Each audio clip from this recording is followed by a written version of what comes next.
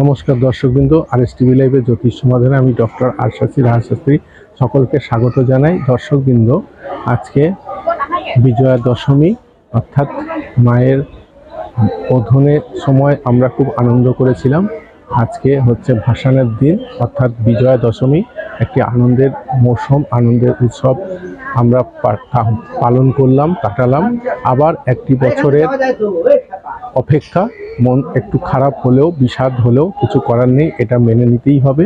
আবার আমরা সামনের বছর মাকে তার আগমনীর মাধ্যমে আমরা তাকে স্মরণ করব এবং আরও অনুষ্ঠান করব, পুজো পাঠ করব। এই বছরে আমাদের মা এলেন এবং তাকে কৈলাসে আবার ফিরে যেতে হবে। এই যে মায়ের আজকে যে ভাসান, এইটাকে বলা হচ্ছে বিজয়া দশমী।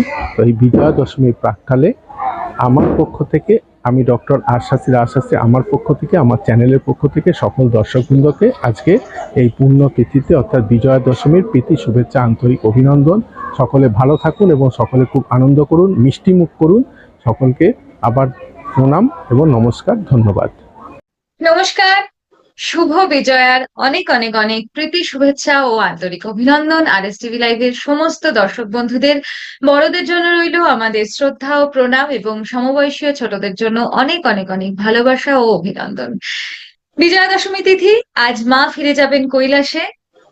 আবার এই একই তিথিতে আরো একটি পৌরাণিক ঘটনার আমরা সাক্ষী। আমরা জানি যে যাকে আমরা এই তিথিকেই দশেরা বলেও আমরা পালন করে থাকি, যেদিন রাবণ বধ, অর্থাৎ সেই ঘুরে ফিরে একই জায়গায় এসে আমরা দাঁড়াই যে দুষ্টের দমন করে শিষ্টের পালন, অর্থাৎ পৃথিবীকে সুন্দর করে সাজিয়ে তুলতে হবে, শুভ শক্তির জয় হবে। সেই শুভ শক্তিকে সঞ্চয় করে নিয়ে, মনে নিয়ে এগিয়ে চলুন, মায়ের আশীর্বাদ সঙ্গে নিয়ে আমাদের সবার আগামী দিন যেন সুন্দর হয় এই কামনা করি। ভালো থাকুন সবাই।